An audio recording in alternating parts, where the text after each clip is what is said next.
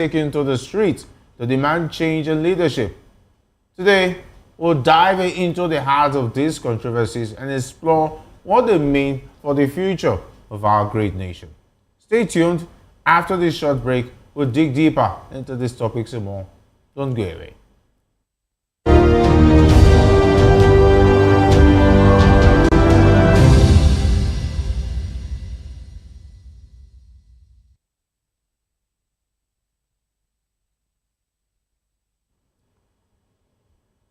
Welcome back. Let's dive straight into today's discussion. We started off with Peter Obi, a former Labour Party presidential candidate, has criticized President Bola Ahmed Tinubu, accusing him of not fulfilling his campaign promises and feeding Nigerians false information. Obi specifically pointed out that Tinubu's administration is presenting inaccurate unemployment and inflation figures, as well as devaluing GDP to paint a positive picture of the economy. According to Obi, this is a stark contrast to Tinubu's campaign's rhetoric, where he emphasized putting food on Nigerians' tables. Obi referenced Tinubu's 2022 campaign speech in Delta State, where he dismissed the use of statistics and promised to focus on improving Nigerian lives. However, Obi claims that Tinubu's administration has now made it a habit to use false data to present a favorable picture of the economy, despite millions of Nigerians struggling to access basic necessities like food. Obi emphasized that effective governance requires sincerity of purpose, character, competence, capacity, and compassion. He concluded that the new Nigeria is possible if these values are prioritized, implying that the current administration's approach is inadequate and misguided. All right, today I'm delighted to be joined by two esteemed guests. Here in the studio, we have Dr. Peter Obi. Dr. Obi is a philosopher, development economist, and best-selling author. He is also an erudite commentator on economy, finance, politics, and power. Great to have you join us. Thank you for having me. All right, joining us virtually is Ayo Ademului, Secretary, Radical Agenda Movement in the Nigerian Bar Association. Great to have you join us on the issues. It's a pleasure to be on here. Thank you. All right, let me start with Dr. Obi so that we can bring Mr. Ayo on board eventually. Peter Obi accuses President Tinubu of weaponizing false statistics to cover up economic failure. From an analytical standpoint, do you believe there is deliberate manipulation of data? Or are we simply seeing convenient statistical misinterpretation? For me, I can't remember anybody who I know that has been employed since 2023. I don't know anybody who I know that has been employed since 2023. So the data of unemployment reduction is false. Understand me? The data of prices of food coming down is false, because as we speak, a bag of rice has gone to 100,000 naira per bag. Understand me? So APC is a party that was founded on propaganda. Understand me? So that is what they are using. But Q1, Q2, first quarter, second quarter does not mean anything to a hungry man. So the data they are using to deceive themselves, not the Nigerian people. We know a government that is doing well by the quality of life of the citizens, and not what the World Bank say or what IMF said. In 2022, Tinubu say na data we go chop. That was what Tinubu said. But now they're relying on that data. And any government that why Nigeria is suffering because our data is false. We don't even have any. We don't even have any workable data in this country. And that's what they are using to perpetuate all the crime, all the corruption in this country. We don't even know how many we are. We keep on saying about 200 million people, about 220 million people, and no government can succeed in that. Even in the home, before you want to prepare food, you know the number of people that you are cooking that food for. That will enable you to know the quantity, if it's maybe 1 dedeca of rice or 2 dedeca of rice. So we don't have any data in this country. And so a leader in 21st century is saying, "Na data we go chop." You cannot do anything without data. And today, because his government has failed, not failing, FIELED, failed. He is now falsifying data with his junior brother, the head of MBS. Understand me? Falsifying data. Well, they can deceive themselves. Let them go to the market and present it. If they go out without their head being broken, they should thank their stars. Okay, let me go to Ayo there, because I definitely want to make sure that we are in line with the statistics, because according to the 2024 Global Hunger Index, Nigeria ranks 110th out of 127 countries, reflecting a critical level of hunger and food insecurity. So if we are going to agree or disagree with Peter Obi's stance, we have to look at the world index. So 111 out of 127, that's really a very worrisome situation. How do we reconcile Nigerians' so-called improving GDP and low unemployment rate with a visible rise in poverty, hunger, and youth disillusionment, I beg your pardon, across the country?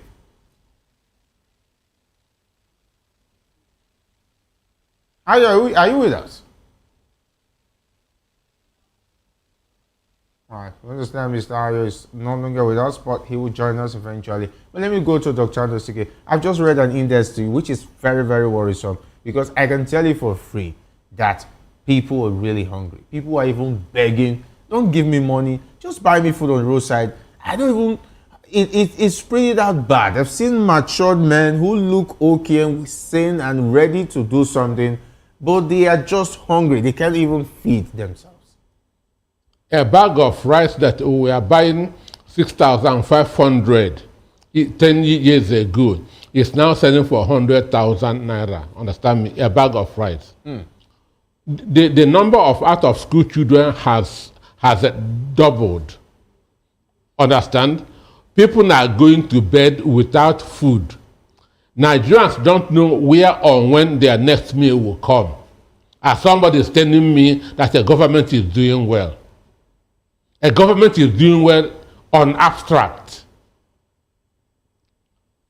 We measure the performance of a government by the quality of life of the citizens. Understand? And not what they stay in their air-conditioned office and use when with their desktop say that things are improving in the country. What is improving? How many people were killed in this country just between yesterday and today? There's no day in the country that more than 100 people don't die. No day in the country. So in the area of security, this government has failed. In the area of economy, this government has failed. In the area of health, in the area of economy, in the area of education, that's nowhere it has done well. So when you appraise Tinubu, say 2 years in office, and the fake data that they are parading up and down, and you know that this government has no soul. They have no human face. They have no empathy. Okay, if the Tinubu during his campaign said that data we will chop, how come all of a sudden now he is in government? They are now taking the statistics as a form of defense of their policies, and they are now relying heavily on unfavorable and possibly flawed statistics to defend its performance? Well, this government was focused on capturing power, not governance. Their focus was on capturing power. Before you aspire for any office, you first of all sit back and ask yourself, what are the challenges of this office? what I think that are going wrong in this office. If I win, what am I supposed to do? What value would I add into this office? But Tinubu was more concerned in thinking how to restore power. He didn't ask himself the necessary questions that will enable him to do well in office. So there was no preparation for governance, and that's what we are having now. No preparation for governance. But if you take a look at it, now that it's coming from Bola Ahmed, talking about for Peter Obi, some would say it's just because he has a political rivalry with the presidency. Just make us understand how serious this situation really is, because sometimes we politicize all of this data and what is actually happening to the average Nigerians on the street, because now there's even immeasurable data that over 100 million Nigerians are living below the poverty line. How dangerous is it for Nigerians to be in such situation, coming from some years back where we were living in plenty? And of course, I remember when the president, Jonathan, was even awarded for sufficient food supply, and they were even able to feed other African countries. The only valuable data is the average man on the street. The only accurate data is the quality of life of the average citizenry. Understand? That's how we measure a government that is doing well. The quality of life of the citizens. GDP, foreign reserve doesn't make any meaning. Understand? What they show you is the growth of the economy, not the development of the economy. Growth does not concern you and me. What concerns you and me is development. Understand? And since 2022 till date, 2023 till date, we are going backwards. We have not even moved an inch. This man has not even recovered the 10% of the mess that Buhari put him in. So their GDP is manipulative. They go to AI and they generate a lot of stupid things. For me and for concerned Nigerians, this government has failed and not even have that capacity to do well, because election remains just 1 year. Election remains just 1 year, and success doesn't come overnight. Success is a result of preparation, and there's not even any time again for him to prepare. So the next thing that they are thinking now is how to manipulate votes, how to rig votes, because that's the only way they can win in 2027. Okay, now we have a situation, taking a look at the impact of this. Millions are skipping meals, relying on aid, and some are dying of hunger. We even have a sharp increase in hospital admissions, especially in the northern states. And let's not forget the back and forth of the presidency telling us of the giant project that will be going on, because we all remember Kwankwaso last week, or a week after that, criticizing the government of not even focusing on the northern states, where definitely there's high insecurity, and of course, there's insecurity against farmers who are supposed to provide enough food for Nigerians. Even the cost of transportation from the farm, they will have to face bandits, they will have to settle a lot of people, and of course, they have to pay for more to fuel these vehicles. We all remember they promised CNG buses and so on and so forth. Everything seems like the promises are made and the promises are not kept, and nobody is asking questions, and nobody is holding the government accountable. The masses are holding them accountable. The masses of the Nigerian people are holding them accountable. But this is a government that always deny responsibility. They don't want to own up to anything. And that you are building elephant projects that your people don't know where or when their next meal will come does not make any meaning. Government is about the welfare of the people. Government is about the security of the people. Government is about the happiness of the people. But all you have been hearing from this government is, we know what you are feeling. We know how you are feeling, and we are doing something about it. Till when? That's what we begin to hear from Buhari's administration. We are still hearing it up till now. That's what we begin to hear from Femi Adesina under Buhari's administration, and that's what they have been telling. The same old story. The same old story. He came with a renewed hope. Why it has turned to renewed hopelessness. And in 2027, he wants to come again with a rekindled hope, thinking that Nigerians are a bunch of idiots. Well, they will be shocked. That's my promise. When are they going to be shocked? 2027. At the polls? They will be shocked at the polls. That's the civilized way of revenging. Understand me? You don't take nuts into your hand. As a Democrat, your power is your vote. You cannot go and begin to destroy properties, the Commonwealth, which you are part of. So your power is your vote. And I strongly believe that in 2027, the Nigerian people will use their vote and say, enough of this nonsense. All right, very interesting. Because how dangerous is it when citizens begin to distrust official data on inflation, unemployment, and economic growth? What are the long-term risks if this credibility gap keeps growing? Well, the people that are parading the data has no integrity.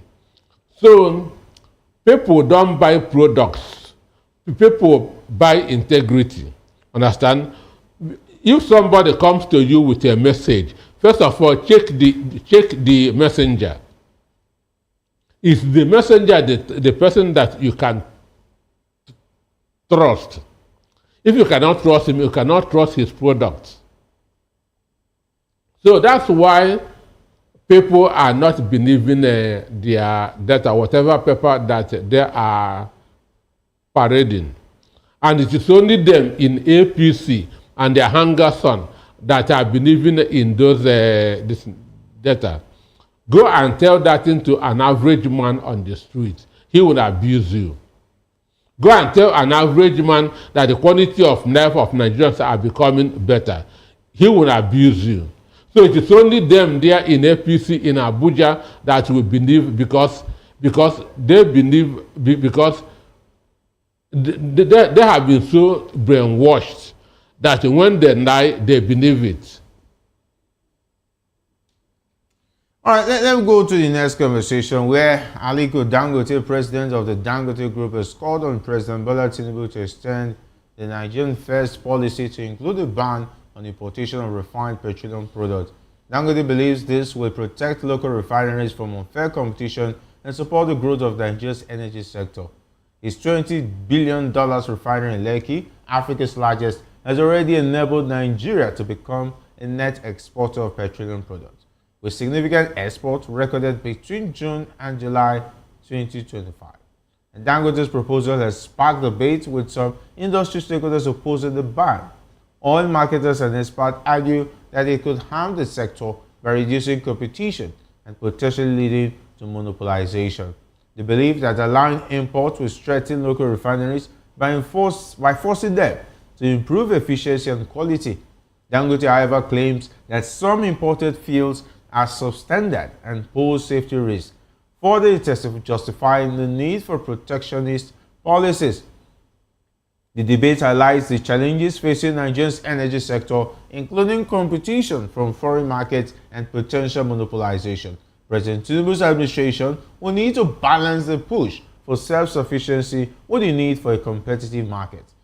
Dangote's refinery has created thousands of jobs and has the potential to generate 135,000 permanent positions when fully operational, making its impact on the economy significant. But we'll take a quick breather. We'll take a quick break right now. When we come back, Dr. Anosike is still with us. We're still looking at so many issues on the issues tonight.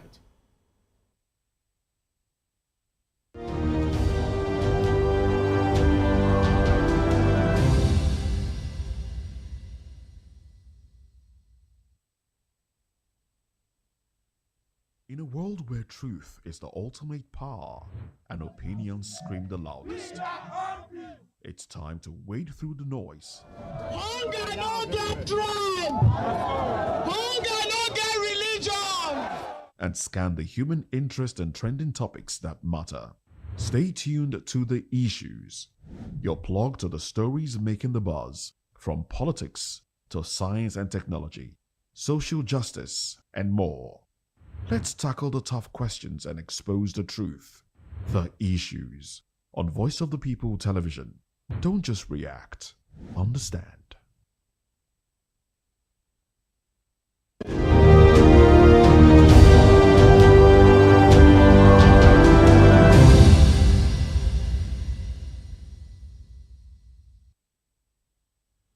All right, you're still watching The Issues on Voice of the People Television. And just before that breather, we were just talking about Dangote calling for ban on importation of oil products, talking about fuel and other products as regards crude.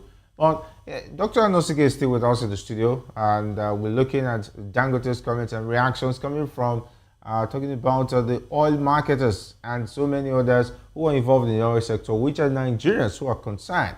Let me take you to Dr. Anosike. Is Dangote generally protecting local industry or pushing for a monopoly under the guise of patriotism? The answer is no. He's not making any case for indigenous refiners. He is pushing for monopoly. He wants to do in the petroleum industry what he did in the cement industry. Understand? Because no other refinery in the country is refining now other than him. And then the PC, Port Harcourt refinery is out. Kaduna, Warri refinery is out. Any other one? No other one. So for now, he is the sole refiner in the country. But no country can develop through monopoly. Economy develops through competition. Yeah. So for me, importation of fuel should continue. Dangote should continue. BOA should come up. Understand? When there's competition, the masses benefit. When there's competition in any sector of the economy, it is the people that benefit, because all of them will be focusing on how to treat the people better. They will be bringing down all the prices of their products. So for me, even now, BOA just have 450. Dangote has 650.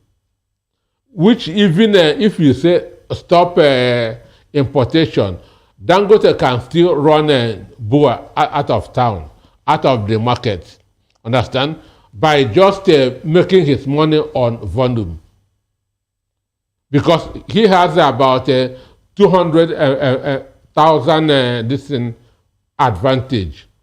So what he can simply do is to reduce his price, make his money on volume, and BOA will go out of the market. This is a simple thing any behemoth can do. So for our downstream sector to grow, importation should continue. Then let Buhari gave 23 people license. Yeah. They should start. Understand? They should start. Some, I know one is coming up out there, but it's just 110. And all these people, there's no way they can compete with Dangote. Dangote knows how to send people out of business, and that's what he is doing as we speak. Now he is fraternizing with Boname Tinubu, that to make him friend, so that he will start doing what he was doing in the cement industry. But the only way our economy, our downstream sector can develop is when there's competition. If the fuel imported in Nigeria is cheaper, Nigerians will go for the imported fuel. If Dangote own is cheaper, Nigerians will go for Dangote own. If BUA comes on stream, if its own is cheaper, Nigerians will go there. So net price be determinant factor, understand me, of where people buy their fuel products. Not everybody going to Dangote. It is wrong. Yeah, but if you take a look at most of the refineries, I find it very interesting. Out of the 23 that were approved as of 2021, most of them are situated in areas mostly close to talking about the oil areas. And I'm not seeing most of those refineries from the north. But that is not a major issue. But is it not too early? No. Excuse me. That postulation is wrong. Where would they be situated? Can you go and situate it as a refinery? We see situations that refineries, for instance, getting it from the refineries down to the north, you see the prices are different. We did not change those in the region, because each time they say getting the fuel from this depot down to the north will attract a different price. In common economics, we are told nearness to source of supply. Yes, I'm also a student of economics. Raw materials. Yes. The raw materials is in the Niger Delta. Yes. It's in the south. Yes. So why should you go to the north to build it? Okay, that's common sense. Look at it. BUA is building in Cross River State, which is an oil producing area. Yes. So, and BUA is from Kano State. Yes. So they know why they are citing it there. Well, taking it there will attract more cost because of cost of transportation. Understand? But even if you cite it there, transporting crude from here to there will still add additional cost. So there's no way fuel will be selling the same thing in the north and in the south. It doesn't make any sense. But now that Dangote Refinery is not even at full capacity, and the fact that most of the refineries have not even started, is it not too early and premature for Dangote to now be calling for ban on imported products, knowing fully well that it's the only refinery that's available to provide those crude oil sources? He wants to do in the downstream sector what he did in cement production. Understand me? So that is what he is doing, just to run everybody out, let him become the only oil man in the country. Understand? So, but that's not the way to go. Economy cannot grow through monopoly. Economy can only grow through competition. And when importers are importing, local refineries are also refining. That's where the competition comes. Let price be the determinant. Understand me? Let Nigeria be going for the person that is selling cheaper. Okay, now, taking a look at the imported products. Now Nigerians are buying fuel for almost 1,000 naira per liter.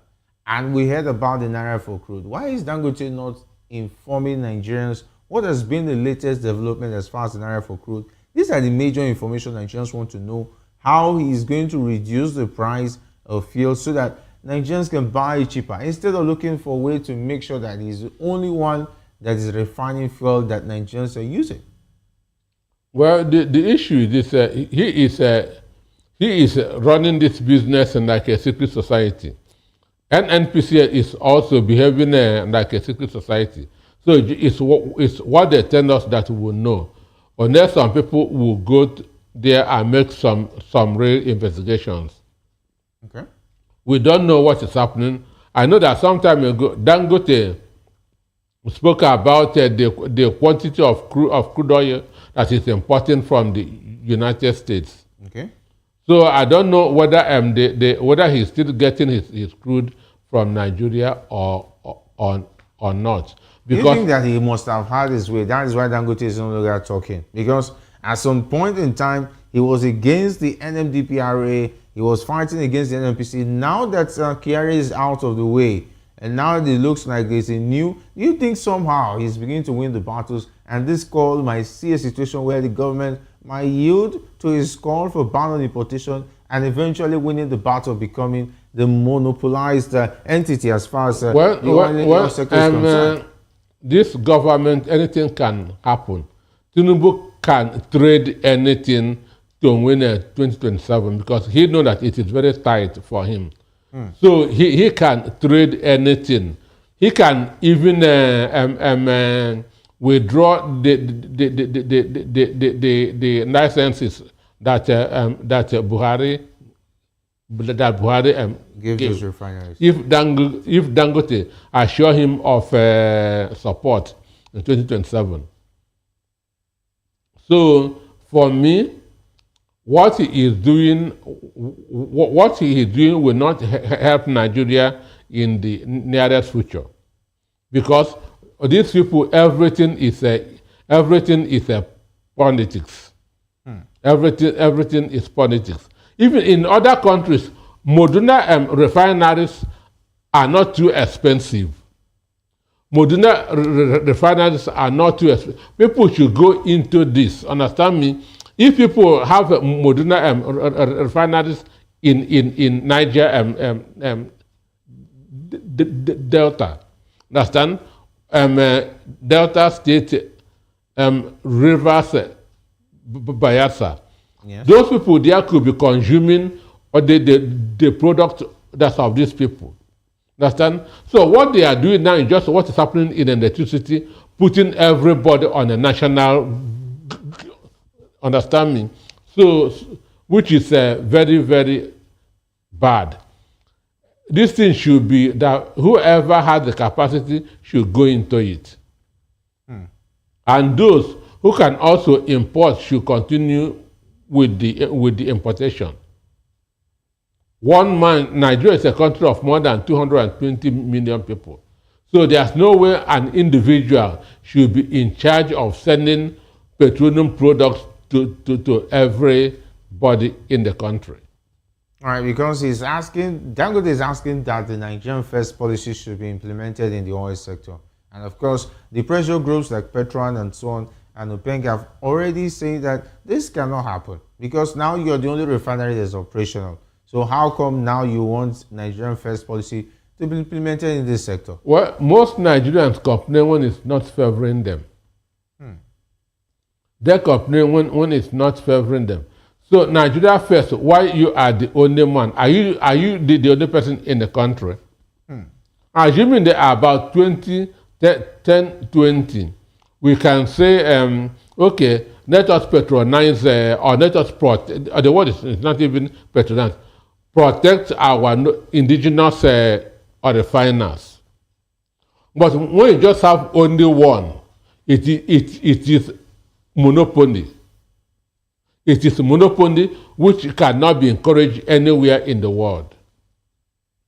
It is monopoly which cannot be encouraged anywhere in the world. It is bad. All right. Anyway, Dangote did not miss once when he said that the Nigerian First policy announced by Tinubu should apply to the petroleum sector. And of course, he's the only refinery that is operational, and it will not make any lot of sense. Because Nigeria First policy is still using Nigeria made cars. Is Dangote using made in Nigerian cars? Are there no made in Nigerian cars? So he should lead by example. He should start by using made in Nigeria cars, products. Then when he started doing it, then he can now use himself as an example. I'm using made in Nigerian cars. Therefore, let us begin to talk about made in Nigeria petroleum product, but it shouldn't be an individual. All right, and of course, you should also send these kids to school back home and use our medical setup here as well. Not one day always travel abroad. Can Tinubu afford to support protectionist policies without damaging investor confidence and free market credibility? The issue is this. I have written about this over and over. Nigeria, with a population of 220 million, we are one of the 10th biggest markets in the world. We are among the 10 biggest populations in the world. And the population means market. Yes. Population means market. So other countries are supposed to be begging us. Other countries are supposed to be begging us, let us come and invest in Nigeria. Because where there's people, there's market. But because one, we don't have the enabling environment, which is a power supply. It is because of the cost of energy that Dunlop, Michelin, and others relocated out of this country. It is because of the high cost of energy that other multinationals are exiting from this country. There's no incentive for business owners in this country. In Malaysia, in Singapore, in Indonesia, if you have a company of 10 people, if you have a company and you employ 10 people, there's an incentive for you from government. If you employ 50 people, there's incentive for you from government. If you employ 100 people, you start paying taxes, because you are helping the government to employ people. But here, even if you have 1,000 workers, the more they tax you. The more workers you have, the more tax you pay. Even though by creating jobs, you are helping the government. The state of a state in the United States gave Elon Musk $1 billion tax holiday because he wants to build a factory. $1 billion, understand me? Tax holiday because he wants to build a factory. The state knows that when he built that factory, he's going to employ citizens of that state. But here in Nigeria, there's no incentive for business owners. There's no incentive for people, for investors. So why should you come here and invest? But Dangote has complained that if they continue to allow importation, they'll continue to import substandard fuel just because they want to sell at maximum rate and make maximum profit. That shouldn't be his business, understand me? When you import poor fuel, you sell just once. Understand me? When you import substandard fuel, you sell just once. I cannot take my car to your filling station and it damage my engine. I will not go there again. So those who are importing such fuel know that they are running themselves out of business. Those who are importing substandard products are running themselves out of business. So it will even help Dangote. Okay. Assuming his own quality is okay. Understand? Because when they test those ones, they will say no. There are other alternatives. So in the downstream sector, there should be alternatives. It must not be Dangote. All right, let's go over to the last conversation where members of the All Progressive Congress APC in Lagos State staged a protest at the Lagos State House of Assembly over the alleged planned imposition of appointees at the 20 local government areas and 37 local council development areas. The protesters, who gathered in large numbers, demanded the removal of the party state chairman Cornelius Ojelabi, holding placards with inscriptions such as "Ojelabi must go" and "We want fresh leadership." The protesters claimed that Ojelabi's leadership has been marked by mismanagement, citing the party's poor performance in the 2023 presidential election and the recent local government elections. They accused him of assembling a biased team to conduct the primaries, which they described as the worst primary election in the history of Lagos State. The State Deputy Governor Kadri Hamzat visited the scene of the protest to calm the atmosphere, stating that the issue is a party affair that will be resolved soon. The protesters submitted a letter demanding Ojelabi's removal, citing his alleged selfish leadership and plan to derail the party's progressive ideals. Dr. Anosike, if this is coming from the ruling party, what does this say about things are not really all that beautiful in paradise? Well, the center is not holding. The center is no more holding. Before I walk into the studio, I read a report by AMPP, part of APC. You know, APC is a coalition of AMPP, ACN, CPC, and the faction of ABGA, and the new PDP. Understand? So the AMPP in CPC in APC are threatening to quit APC if their person is not appointed vice presidential candidate in 2027. Understand? That is that AMPP as a whole, which also contain Shetima. Shetima was of the AMPP. Zunum is of the AMPP and others. So they are threatening to quit APC if their member is not the vice presidential candidate. So the argument is that CPC has been settled with Buhari, understand, as a president for 8 years. Then ACN with Boname Tinubu, understand? So the next should now be AMPP, understand? So things are not looking good at all for APC and for Boname Tinubu. And in Lagos here, for them that to protest is also a very bad sign, because since 1999, this is the first time that they are protesting.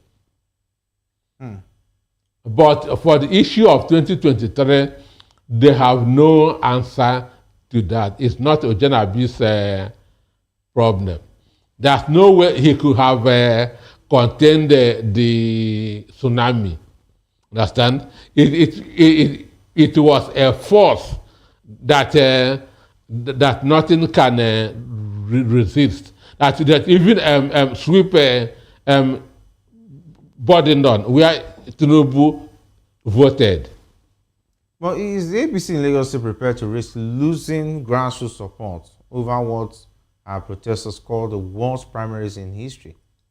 You know, awareness is coming on a daily basis. Enlightenment is coming. So people are no more as brainwashed or as daft as they were in the future. Before, nobody, as long as Tinubu is there will have been no protest. As long as Tinubu is there, what is the name? Or the former speaker, who is now the current speaker, would not have been impeached. Yes. Obasa. Obasa. So the thing is this: there are signals everywhere that dissenting voices that Tinubu is losing his grip on Lagos. Grip everywhere. Understand Everywhere me? on Lagos. Everywhere. For AMPP to hold that conference in Abuja, they threaten that they will pull out, shows you that Tinubu don't have grip both in Abuja and in Lagos. So for the local government election is essentially won by the party in the state, because it is them that set up the electoral committee. So whether the governor is doing well or not doing well, they will always win. Understand? Even Yahaya Bendo won all the local governments in Kogi during his own time as a governor, while he was one of the worst performing governors. So this is, awareness is coming. People are becoming more conscious than before. And again, hunger is also teaching a lot of people sense. But don't you think Tinubu should have those who are foot soldiers in Lagos State that should do his bidding and make sure that some kind of things doesn't happen? Ojelabi would have to go, for instance, to at least suit the hearing voices. But it seems like Obasa was not the choice of the people in the House, State House of Assembly, but somehow he called them and they had to accept him back in their fold. Is it going to be a situation like this with the grassroots APC members who are complaining over Ojelabi too? One, the emperor knows how to address his issues. He can from there put a call, understand, what is happening, understand. So, for me, they will address the issue. But APC will not rule Lagos State forever. No champion stays forever. No champion stays forever. That's a very harsh and damning way to look at it. But do you think it's going to affect the situation in 2027, knowing that dissenting voices already win the party, and with what happened in the last State of House of Assembly, there's even talks about him still having issues with the governor, currently talking about Sanwo-Olu himself? Well, I have said that when you defect from a party, you are doing favor for that party. Okay. Understand me? Maybe somebody defecting from APC to PDP or to ADC, he is doing favor to APC. The worst thing to do to a political party is to stay in that party and you work against it. Very interesting. Understand? Because as you are there, you are getting vital information and sending to the other party. But when you defect, you are cut from information. And the politics information is key. Very interesting. So I'm sure that there will be many people in that assembly who will stay in APC and work against APC in 2027. Very interesting. All right, I want to thank you very much, Dr. Anosike. It's been a pleasure having you on the Issues Do Flying Solo. Ayo took flight, but definitely maybe some other time we'll have him to be a part of the show. Thank you for having me. Always a pleasure. And of course, that's all for today's episode of The Issues. The drama unfolding in Nigeria's corridors of power shows no signs of abating. With President Tinubu's administration heed Peter Obi's call for sincerity and competence, can Dangote's proposal for a ban on refined petroleum imports strike the right balance between self-sufficiency and competition? And what would be the fate of Cornelius Ojelabi, the embattled APC state chairman in Lagos? These are the questions that will continue to shape our nation's destiny in the days ahead. Until next time, stay informed. I am Jerry Apelohai, and this has been the Issues on Voice of the People television, where the future faces forward. Have a good one.